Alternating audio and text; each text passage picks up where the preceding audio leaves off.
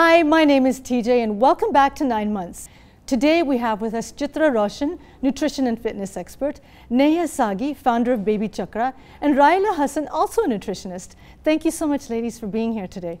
As a nutritionist, what's the toughest question that you have to face from people when it comes to their children and their nutrition? What should we give our child? What should we Aaj kya khane mein dena hai? So that's the question, because they always complain that my kid doesn't eat this, they don't like this, they don't like that. So the parents always have a big question mark on their face. That's the most difficult question for them. And I think they do. They just go through a phase where they just don't want to eat anything. You can give them any option, like no, no, no, and then they say dudu. It's like, no, you had milk twice already today. You have to now also eat other things. Toddlers may have sensitive tummies, and one needs to be careful while introducing other kinds of milk while weaning them off breast milk. I've been told mother dairy cow's milk is easy to digest for children. Now, how should we handle lactose intolerance? if the child is lactose intolerant, we cannot give them cow milk. We should start introducing soy milk, which is again healthy for the child.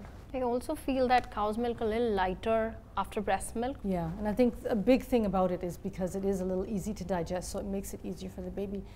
Now, Naiyya, you head such a large community of mothers. What have you heard about this topic? Today you have kids who, as was very correctly mentioned, have allergies to milk, and I think there are different alternatives out there today.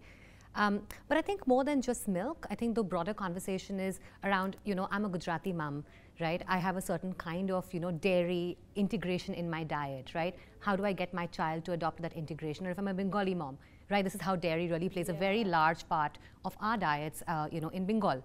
So how do we build, a child's taste and a dependence on that kind of a dairy, product?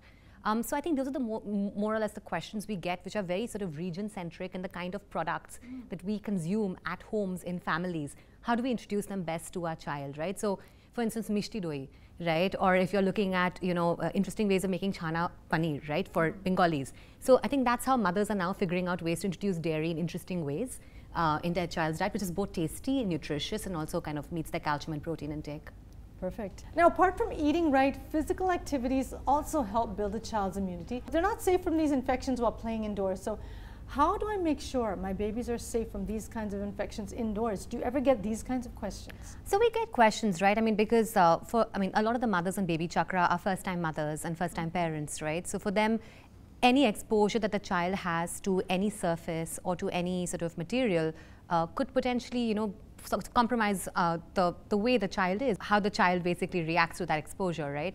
Drawing on the food analogy, right? Whatever you put in the house, however you clean the house, I think to ensure that it's safe, it's organic, it's as close to natural as possible. I think these are things that sort of keep the house spick and span, but also ensures that your child is actually protected from any sort of infections at home. But I think the second biggest way to ensure that your child is really free from infections, to ensure that the parents are free from infections themselves, right? Yeah. Hand washing. I think it's such a basic thing to do before you eat your food and before you start cooking food or preparing food as parents. Yeah. And I think a lot of us forget that in the hurry-burry and the, sort of just the busyness of life. So something very, very basic in terms of hand washing, I think makes a big difference. Yeah, no, for sure. Keeping your hands clean, keeping your surroundings clean. I know that one of the permanent ways of doing this for children is to ensure that walls are painted with the kind of paints that can kill bacteria on the surface. I've used Royale Health Shield Luxury Emulsion for my home, and I've realized it's a revolutionary indoor paint which kills 99% of infection-causing bacteria on the painted surface, which provides a more hygienic environment at home. It's the first paint in India with a silver ion technology to be recommended by the Indian Medical Association. We like to do what we can, so that is one of the ways that we can keep our homes safe. I would like all three of you to give us some do's and don'ts about health and hygiene, how we can do that at home for our kids. Well, for me, what I do is, like she mentioned earlier, that first we have to be clean and, introduce this is how you are supposed to eat and stuff like that. That's a basic training that will go, but that happens at a little later stage. But then cleaning your hands, washing yourself well, making sure the floor is as clean. But then there is one very important thing that I try and stay relaxed. I don't freak out that, oh my God, idhar chala gaya, oh my God. So only if he's touching like a shoe, which is really dirty, come from outside, then it's like a really freak out moment. Otherwise, you generally know that your house is safe, protected, cleansed every day. So if you behave normal that, okay, this is not nice and this is nice, then the child also starts resonating that, okay, what mama's saying for this makes sense. But if I'm a freak for everything, the child will think, oh my God, this woman has lost it and he will never come around with me.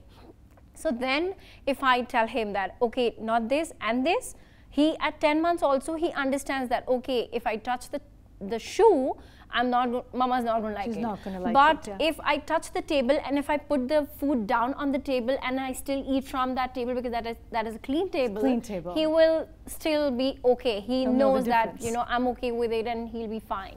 But if it comes to something really unclean, then okay. So then I think we as parents have to be really sorted in our minds that what has to be going there, what training has to be given to them. Right. Would you say that as moms we get a little too paranoid about health and hygiene?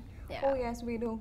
So it's like when it comes to your food part, we need to always clean all our fruits and vegetables. Clean the fruits and veggies, right? Yes. So one of the things is like either any of your vegetables or fruits, there's one tip what you can use is use potassium permanganate before you use your vegetables. Either they are green leafy vegetables or your normal vegetable. Just put it in them for like 2 to 3 seconds, wash it and they become more clean and more hygienic before you cook your food.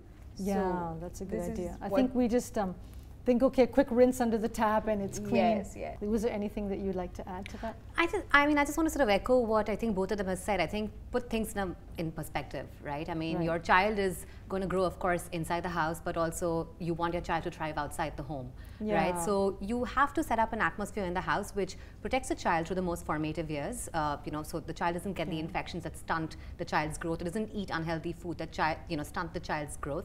But also put things in perspective. I mean, the child is basically going to pick up behaviors from what he or she observes from parents and from people who are around him or her, right? So, you know, once in a while, if the house is not the spickest and is the cleanest, it's all right. But as long as it's hygienic, as long as it's clean, as long as it's been disinfected for the most part, right? As long as you clean and, you know, sort of do the floors every day, as long as you're washing your hands, as long as you're washing your veggies, as long as the food, the plates on which the food is served have been, you know, cleaned properly. I think those basic checks that we do on a daily basis as your child grows older, immunity builds naturally as well, right? So I think also to let go of some of these pressures on ourselves as moms, I think that's what I'd sort of really also just, you know, leave as a reminder. Now, most of the moms in India are worried about the nutritional needs of their kids. We hope these insights from experts have helped you clear a lot of your myths. To get your questions on parenting answered, keep watching 9 Months. And of course, trust your instincts and trust your way, because every parent's way is the right way. Thank you so much for all your insights, ladies. Thank you for being here today. Thank you.